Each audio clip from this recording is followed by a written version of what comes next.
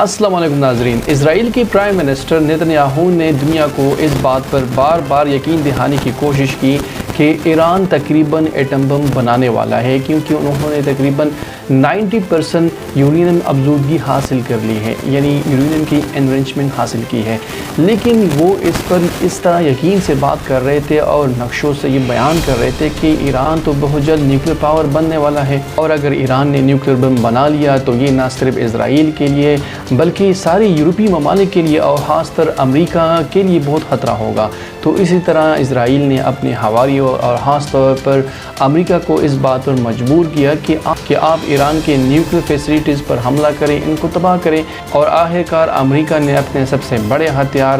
B-2 बम्बर तैयारे से GB-57 bunker buster bomb से ईरान की 3 न्यूक्लियर साइट्स को निशाना बनाया। अस्फहान, नेतन और फर्दो न्यूक्लियर साइट को नुकसान पहुंचाया अमेरिका के बम्बर तैयारों ने।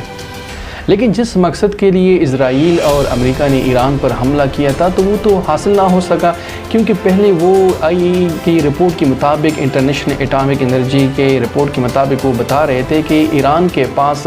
तकरीबन 408 किलोग्राम एनरिच यूरेनियम मौजूद है, और जिससे ईरान आसानी से 8-9 बम बना सकते हैं। तो वो आखिर कहाँ गए? अगर अमेरिका और इज़राइल ने ईरान के इन न्यूक्लियर साइट पर हमला किया है तो वो कहाँ गए? वो तो इफ़ेक्ट नहीं हुए, वहाँ वो तो तबाह नहीं किए गए। कि अगर वो इफ़ेक्ट हो जाते, वो तबाह हो जाते तो कोई ना कोई तो रेडियो एक्टिव एक्टिविटी यानी ताबकारी तो हो जाती उस एरिया में। वो वहाँ तो लोग जा रहे हैं, विज़िट कर रहे हैं, तो वहाँ तो कोई ऐसी हलचल नहीं हुई है कि जिससे वो न्यूक्लियर साइट तबाह हुए जिसमें वो एनरिचमेंट यूरेनियम मौजूद था। तो यहाँ ये सवाल पैदा होता है कि आखिर वो एनरिचमेंट यूरेनियम जो 408 किलोग्राम थे वो आखिर गए कहाँ?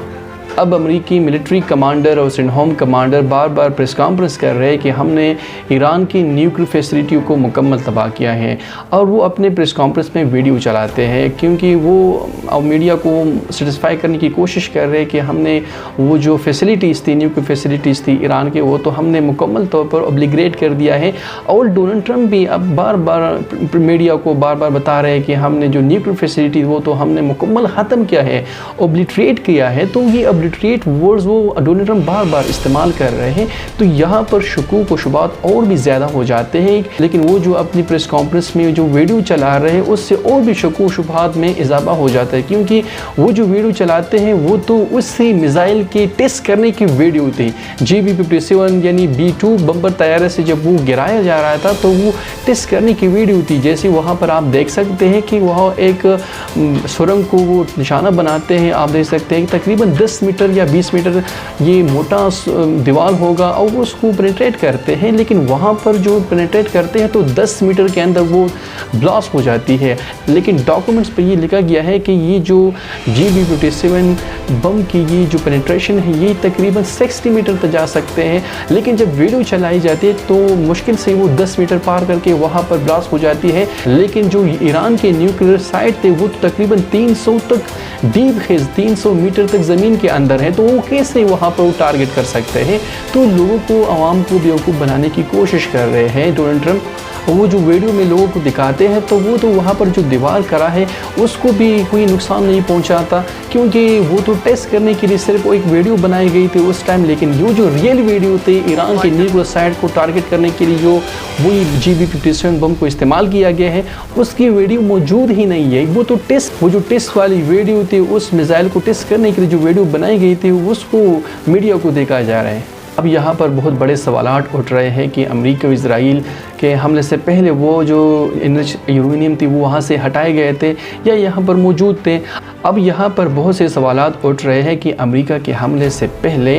वो जो एनरिच यूरेनियम थी यानी 408 किलोग्राम यूरेनियम थी वो वहाँ से हटाए गए थे या वहाँ पर मौजूद थे। अगर वो वहाँ पर मौजूद थे तो वो ज़रूर वहाँ पर टारगेट हो जाते, वहाँ पर ब्लास्ट हो जाते, लेकिन वो वहाँ पर मौजूद ही नहीं थे। यानी इसका मतलब है कि अमेरिका के हमले से पहले वो एनरिच यूरेनियम वहाँ से हटाए गए थे। अगर वो वहाँ पर मौजूद होते तो अभी तक वहाँ पर तो कोई ना कोई रेडियो एक्टिव एक्टिविटी यानी ताबकारी एक्टिविटी तो वहाँ पर हो जाती, लेकिन अभी तो वहाँ पर कोई ऐसी ताबकारी एक्टिविटी, रेडियो एक्टिविटी नहीं है। تو اب سوال یہ بھی اٹھتا ہے کہ آخر اس حملے سے امریکہ اور اسرائیل کو آخر حاصل کیا ہوا ہے، کیونکہ یہ تو کچھ نہ کچھ نقصان تو ایرانی نیوکلیئر فیسلٹیز کو ہوا ہے، اور وہ انٹرنیشنل میڈیا بھی بتا رہی ہے کہ کچھ مدت کے لیے، کچھ عرصے کے لیے ایران کے نیوکلیئر پروگرام کو تو پیچھے دھکیل دیا گیا ہے، لیکن مکمل طور پر اوبلیٹریٹ یعنی ختم نہیں کیا گیا ہے ابھی تک۔ لیکن میری نظر میں یہ تو سراسر اسٹوپیڈیٹی تھی، بیوقوفی تھی کہ دو نیوکلیئر پاور نے، ایک تو اس میں سپر پاور ہے، دنیا کا کمان اینڈ کنٹرول کرتا ہے امریکہ، اس نے ایران پر حملہ کر دیا صرف اس لیے کہ ایران کے نیوکلیئر فیسلٹیز کو ایران کے نیوکلیئر پروگرام کو کچھ مدت کے لیے، کچھ مہینوں کے لیے آپ پیچھے دھکیل دیں۔ یہ تو ہو نہیں سکتا کہ مطلب صرف آپ ایک بڑا حملہ کر دیں اور ایک ساری مڈل ایسٹ ریجن کو ڈی اسٹیبلائز کر دیں صرف چند مہینے کے لیے کہ ایران کا نیوکلیئر پروگرام پیچھے ہو جائے، اور یہ تو اس کا مستقل حل نہیں ہے۔ میری نظر میں یہ فیصلہ جس نے بھی کیا ہے اس نے سب سے بڑی غلطی کی ہے، کیونکہ آپ فضائی حملوں سے کسی نیوکلیئر پروگرام کو، کسی نیوکلیئر فیسلٹی کو ختم نہیں کر سکتے، کیونکہ اس کے لیے آپ نے زمین پر اترنا پڑے گا، آپ نے وہاں پر زمینی کارروائی کرنے پڑے گی، اور اس کے لیے ایران کا جو نیوکلیئر پروگرام ہے، نیوکلیئر فیسلٹی پروگرام ہے، اس کے لیے اسرائیل اور امریکہ کو زمین پر اترنا پڑے گا، یعنی ایران کی سرزمین پر آنا پڑے گا، جو ایک بہت بڑا جوخم ہے، بہت بڑا ڈینجر بھی ہے، کیونکہ وہاں پر جو جغرافیائی ڈسٹنس ہے اسرائیل اور امریکہ کا وہ بہت بڑا ہے، تو اسرائیل تو ڈائریکٹلی ایران پر حملہ نہیں کر سکتا، اور امریکہ بھی اپنا لیے ایک بہت بڑا خطرہ نہیں مول سکتا، کیونکہ امریکی وہ چاہتے ہیں کہ دنیا پر حکمرانی کرے، ہیجمونک پاور بن جائے اور رہے دنیا پر، لیکن اگر اس طرح وہ ایک بڑے سے ریجن کو، مڈل ایسٹ ریجن کو ڈیسٹیبلائز کرنے کی کوشش کرے گا، جیسے اس کے لیے ابھی یہ سارے مسلم ممالک ہیں وہ تو امریکہ کے خلاف جا رہے ہیں، وہ تو ایران کی سائڈ پر کھڑے ہیں اور ایران کے لیے مثبت سٹیٹمنٹ دے رہے ہیں، اس کی پازیٹیو سٹیٹمنٹ آ رہی ہے ساری مڈل ایسٹ کنٹری سے، چاہے وہ قطر ہو گیا، چاہے وہ سعودی عرب ہو گیا، عمان ہو گیا، UAE ہو گیا، سارے ایران کے ساتھ کھڑے تھے اس 12 دن کے جنگ میں۔ ہاں، اب اسرائیل کے پرائم منسٹر نیتنیاہو یہ خود کہہ رہے ہیں کہ ہمیں پتہ ہے کہ ایران کے جو 408 کلو گرام انرچ یورینیم ہے وہ کہاں پر ہے، ہمیں پتہ ہے وہ کہاں پر ہے، لیکن وہ جو یہ کہہ رہے ہیں وہ سراسر جھوٹی بات کہہ رہے ہیں، کیونکہ اگر اس کو پتہ ہوتا تو وہ ٹارگٹ کر لیتے، تو وہ کیوں دوبارہ اپنی عوام کو اور دنیا کو بیوقوف بنانے کی کوشش کر رہے ہیں کہ ہمیں پتہ ہے، اگر آپ کو بھائی پتہ ہوتا تو آپ ٹارگٹ کیوں نہیں کرتے؟ تو کیونکہ آپ نے جو حملہ کیا تھا کہ ایران کے پاس انرچ یورینیم ہے، وہ سے ایٹم بم بنا سکتے، تو آپ کو کرنا چاہیے تھا کہ مطلب اس کو آپ ٹارگٹ کر لیتے۔ اور امریکی اسٹیبلشمنٹ اور ڈونلڈ ٹرمپ تو مکمل طور پر اسرائیل کے نرغے میں ہے، کیونکہ ڈونلڈ ٹرمپ وہی کرتا ہے جو نیتنیاہو کہتا ہے، یعنی ڈونلڈ ٹرمپ نیتنیاہو کی ہاں میں ہاں ملاتا ہے، اور نیتنیاہو اپنے مضمون عزائم حاصل کرنے کی بھرپور کوشش کر رہے ہیں اور دنیا کے امن کو داؤ پر لگا رہے ہیں، اور ڈونلڈ ٹرمپ پر تو اپنا نوبل پیس پرائز جیتنے کا بھوت صرف سوار ہے، وہ چاہتے کہ کسی نہ کسی طرح پر مجھے نوبل پیس پرائز مل جائے۔ اور ابھی جو میٹنگ ہوئی ہے نیتنیاہو اور ڈونلڈ ٹرمپ کے درمیان، تو نیتنیاہو نے ڈونلڈ ٹرمپ کے لیے نومینیشن لیٹر بھی دیا ہے نوبل پیس پرائز کے لیے، انہوں نے منتخب کیا ہے کہ آپ دنیا میں امن لانے کی کوشش کر رہے ہیں، تو آپ کو ہم منتخب کرتے کہ آپ کو نوبل پیس پرائز مل جائے،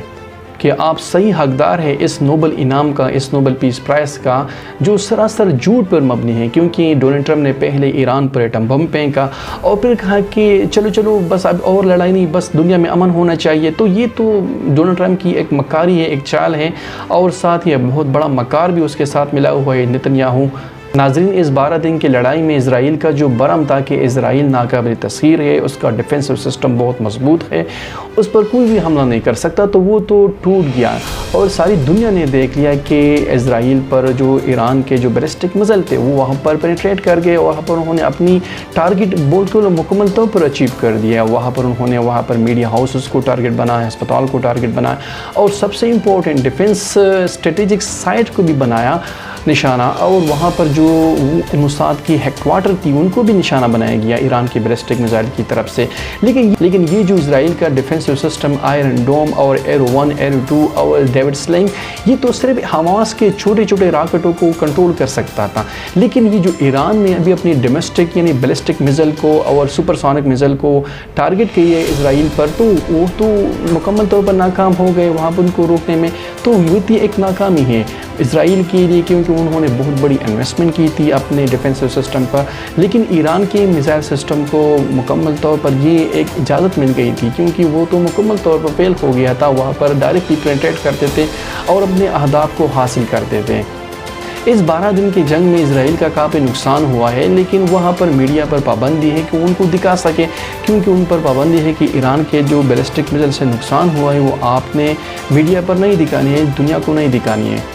اس معرکے سے یہ بھی پتہ چل گیا کہ اسرائیل کے ڈیفینسو سسٹم میں کیا فالٹ ہے، اور دنیا نے یہ بھی دیکھ لیا کہ مستقبل میں ایران کس طرح ان فالٹ لائن سے فائدہ اٹھا سکتے ہیں۔ ایران کے ایک یونیورسٹی کا پروفیسر وہ بتا رہا تھا کہ اگر مستقبل میں اسرائیل کے ساتھ لڑائی ہوئی تو ایران کا رد عمل، اس کا جواب مختلف ہوگا اور بہت ایگریسو اور بہت سٹرونگ ہوگا، کیونکہ ایران اپنے آپ کو مزید اپڈیٹ کر رہا ہے اور ان کو اسرائیل کے ڈیفینسو سسٹم میں جو فالٹ لائن ہے ان کو پتہ لگ گیا ہے، اور آئندہ جو مزید بیلسٹک اور سپرسونک میزائل ہوں گے وہ بہت زیادہ خطرناک ہوں گے، بہت زیادہ ایگریسو ہوں گے اور بہت زیادہ ڈسٹرکٹیو ہوں گے۔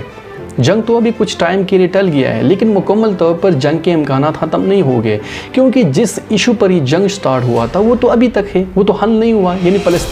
فلسطین کا ایشو تو ابھی تک ہے۔ وہاں پر مسلمانوں پر، جو فلسطین کے معصوم مسلمان ہیں ان پر مظالم ڈال رہے ہیں، اسرائیل وہاں پر معصوموں کو قتل کر رہے ہیں، ان کی ایتھنک کلینزنگ ہو رہی ہے، وہاں پر مختلف قسم کے تجربات ہو رہے ہیں، میزائل ٹیسٹ کر رہے ہیں، اور وہاں پر بنکر بسٹر بم بھی چیک کر رہے ہیں، یعنی امریکہ کے جو بنکر بسٹر بم ہیں وہ فلسطین پر وہاں پر ابھی ٹیسٹ کر رہے ہیں کہ کس طرح وہ کام کر رہے ہیں، اور معصوم لوگوں کو وہاں پر ٹارگٹ کر رہے ہیں۔ جو لوگ وہاں پر امدادی کیمپ کے لیے آتے ہیں، وہاں پر مطلب آٹا کے لیے، وہاں پر فوڈ لینے کے لیے آتے ہیں، تو وہاں پر جو اسرائیل کے جو سولجر ہیں IDF، وہ وہاں پر معصوم لوگوں کو فائرنگ کرتے ہیں، ان کو قتل کر دیتے ہیں، اپنی ایک شغل کے لیے ان پر فائرنگ کرتے ہیں، اور ان کی مسلسل اتنی کلینزنگ، نسل کشی کر رہے ہیں۔ اور اس سلسلے میں ڈونلڈ ٹرمپ یہ مسلسل سٹیٹمنٹ دے رہے ہیں کہ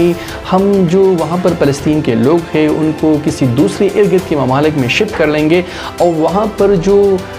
غزہ ہے وہاں پر ریویر آف دا مڈل ایسٹ، یعنی وہاں پر ایک بہت اچھا اپارٹمنٹس ہم بنائیں گے، ہوٹل بنائیں گے اور کوسٹ لائن بنائیں گے، جو وہاں پر لوگ تقریبات کے لیے اور وہاں پر سیر سپاٹے کے لیے آئیں گے۔ تو ناظرین، یہ ایک حقیقت ہے، اگر آپ نے مڈل ایسٹ میں امن قائم کرنا ہے تو وہاں پر جو اصل ایشو ہے یعنی فلسطین کا ایشو، وہ تو مکمل طور پر آپ نے ریزالو کرنا ہوگا۔ اس کے بغیر مڈل ایسٹ میں یعنی مشرقی وسطی میں امن ہو نہیں سکتا۔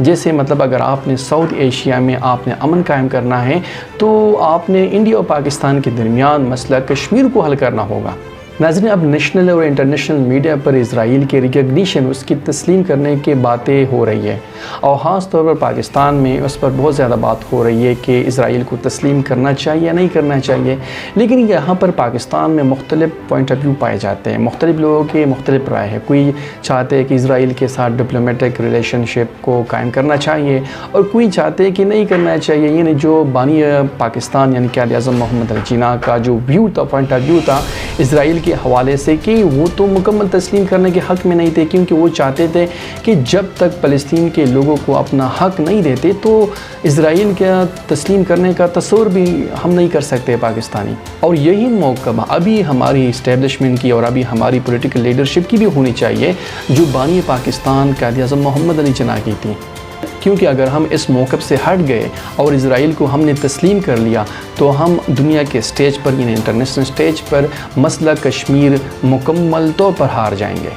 ناظرین، آخر میں آپ لوگوں کو یہ بتانا چاہتا ہوں کہ امریکہ اور اسرائیل نے ایران کی نیوکلیئر فیسلٹیز پر تو حملے کر دیے، ان کو مکمل طور پر اوبلیٹریٹ یعنی ختم کرنے کی کوشش تو کی، لیکن یہاں پر کچھ سوالات اٹھتے ہیں کہ آیا امریکہ اور اسرائیل نے اپنے اہداف حاصل کر لیے، ان کو مکمل طور پر ختم کر دیا؟ نہیں، اس کا جواب ہے نہیں، کیونکہ انہوں نے تو کچھ نقصان کر دیے، ایران کی نیوکلیئر پروگرام کو کچھ مہینوں کے تو پیچھے دھکیل دیا، لیکن مکمل طور پر ختم تو نہیں ہو سکا، کیونکہ ان کے لیے تو آپ نے زمین پر آنا پڑے گا، اور وہ تو بہت چوکم ہے، وہ تو نہیں کر سکتے، وہ تو بہت ڈینجر ہے اس میں امریکہ اور اسرائیل دونوں کے لیے۔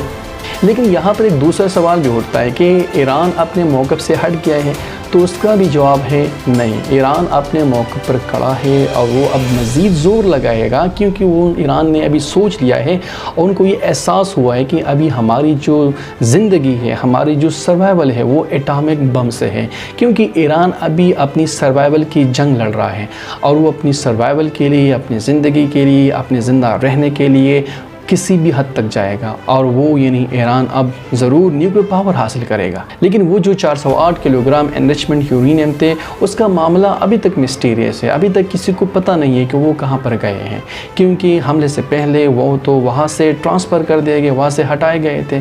اور ابھی لوگ باتیں کر رہے ہیں میڈیا پر کہ مطلب ہو سکتا ہے کہ مطلب وہ رشیا کو پر ٹرانسفر کر دیا گیا ہے، لیکن وہ بھی نہیں ہو سکتا، کیونکہ تہران میں وہاں پر ایک ایسا نیوکلیر پلانٹ ہے جہاں پر رشین سائنٹسٹ اور رشین لوگ رہتے ہیں جو ایران کی اس پروجیکٹ میں کافی مدد کر رہے ہیں، تو ہو سکتا ہے وہاں پر ٹرانسپورٹ کر دیے گئے ہوں،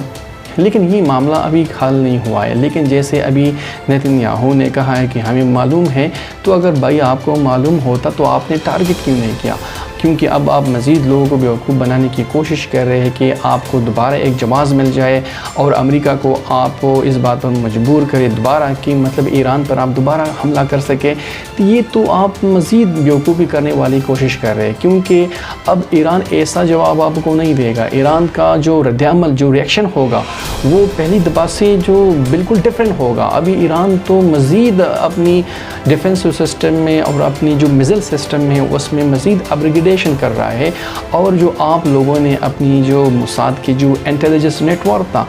آپ نے ایران میں جو پلایا ہوا تھا، اس پر بھی ایران نے کافی کریک ڈاؤن کر دیا ہے اور اس لوگوں کو پکڑ رہے، تقریباً ابھی تک 700 لوگوں کو ایران کے انٹیلیجنس ایجنسیوں نے پکڑ لیا ہے جو موساد کے لیے کام کر رہے تھے۔ Thank you.